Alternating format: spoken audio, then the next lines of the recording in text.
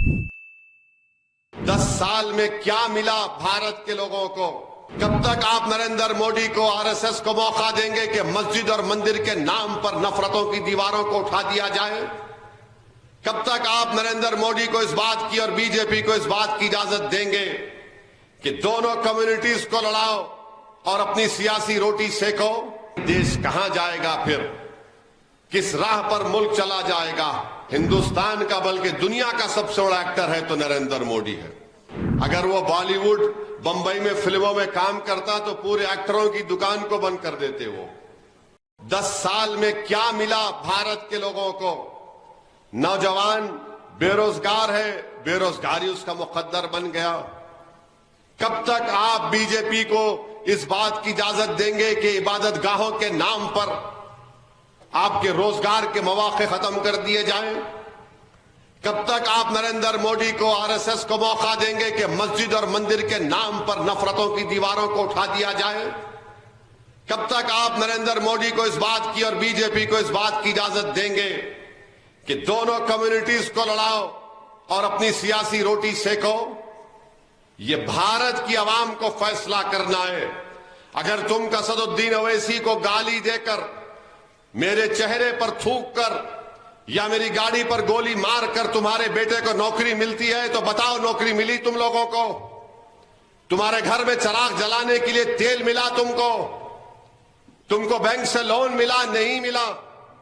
ये सिर्फ भारत के नौजवानों को एक मकसद दे दिए कि नफरत पैदा करो, नफरत पैदा करो।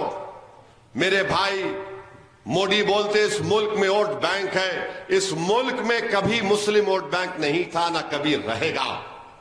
इस मुल्क में एक ही बैंक है और नरेंद्र मोदी ने उस बैंक से अपने दोस्तों को 6,000 करोड़ का लोन दिलाया।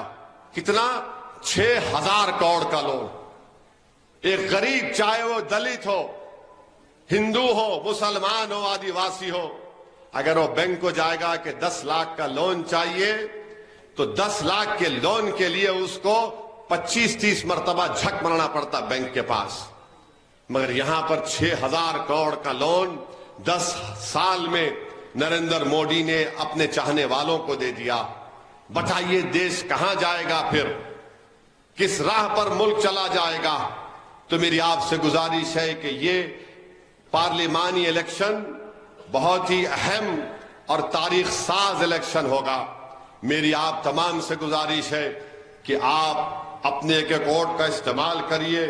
और मैं आखिर में अपनी बात को खत्म करने से पहले ये बार बार, हां मोदी एक बोल रहे रिजर्वेशन मुसलमानों का। अरे मोदी जी, रिजर्वेशन मुसलमानों का मजहब की बुनियाद पर नहीं दिया गया। क्या 4% रिजर्वेशन जो मुस्लिम अकलियत को तेलंगाना में मिल रहा है, क्या वो दलितों का हक छीन कर मिल रहा है? क्या वो हमारे ओबीसी भाइयों के हक छीन कर दिया जा रहा है? नहीं। मगर नरेंद्र मोदी बात करते हैं। तो मेरे अजीज दोस्तों और बुजुर्गों, ये नफरत फैलाना है।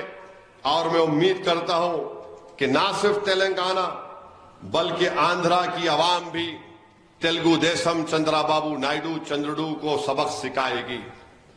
वहां पर तेलुगु देशम जनसेना वो एक्टर और हिंदुस्तान का बल्कि दुनिया का सबसे बड़ा एक्टर है तो नरेंद्र मोदी है। अगर वो बॉलीवुड, बंबई में फिल्मों में काम करता तो पूरे एक्टरों की दुकान को बंद कर देते वो कह रहे हैं कि रिजर्वेशन। अरे बताओ चंद्रबाबू नायडू, तुम्हारा पोजीशन क्या है? क्या तुम खड़े रहकर बोल सकते कि नरेंद्र मोदी की बात को हम नहीं मानेंगे? जगन मोहन रेड्डी अगर जीतेगा, जो मुझे यकीन है इंशाअल्लाह, तो यकीनन जगन मोहन रेड्डी आंध्रा में रिजर्वेशन को जारी रखेगा। जगन मोहन रेड्डी ना सिर्फ रिजर्वेशन को जारी रखेगा बल्कि इस हमारे मुल्क के आइन को भी बचाने की कोशिश करेगा। तो मेरी आपसे गुजारिश है कि जहां तक मेरी आवाज पहुंच रही है, आप तमाम से मेरी अपील है कि 13 तारीख के दिन आप अपने के कोड का इस्तेमाल करिए। और मैं अपनी बात को इस बात पर खत्म करूंगा। एक हैदराबाद के एक मशहूर शायर थे हिमायतुल्लाह साहब, अल्लाह उनकी मग़फ़िरत करे। वो जिंदा दिलान हैदराबाद के बड़े मशहूर शायर थे। तो जरा सुन लीजिए, क्योंकि आजकल सब लोग बोलते असदुद्दीन ओवैसी भड़काऊ भाषण देते।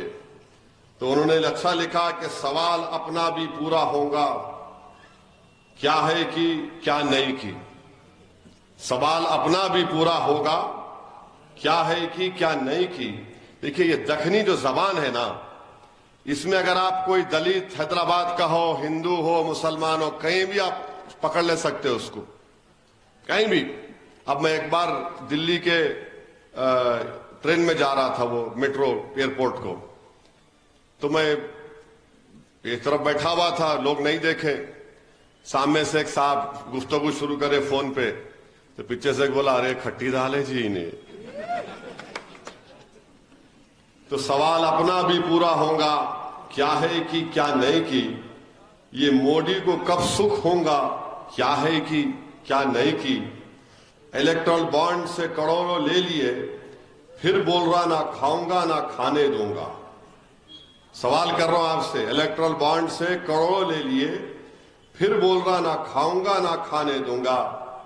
क्या किया नहीं किया, क्या है कि नहीं की, क्या है कि क्या नहीं की।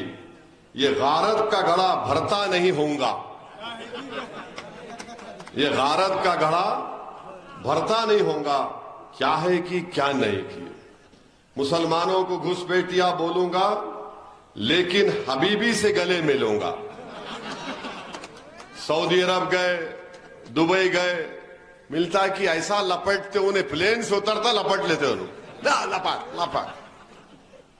मुसलमानों को घुसपैठिया बोलूंगा, लेकिन हबीबी से गले मिलूंगा। अरे अरे ठहर रे भाई, सुन तो सही, ठहरो ठहरो। हाँ, कैफियत आ रही हो रही, क्या तो भी है।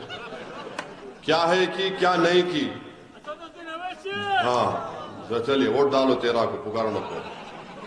22 घंटे काम करके मुल्क को, 22 घंटे काम करके मुल्क को बैगन में मिलाऊंगा। राजेंद्र साहब गाली तो नहीं है ना? कहां है राजेंद्र? चले गए? हाँ है ना, वो गाली तो नहीं है। हाँ, 22 घंटे काम करके मुल्क को बैगन में मिलाऊंगा। 5 साल और मिले तो फिर यही करूंगा। क्या है कि क्या नहीं की। मुल्क को कमजोर करूंगा, लेकिन इलेक्शन जीतूंगा। क्या है कि क्या नहीं की। तो ये बेचारे जो है इस तरह के कामा कर रहे। इस मुल्क को हमको बचाना है, मुत्तहिदा तौर पर मिलकर हम सबको इस वतन अजीज को बचाना है।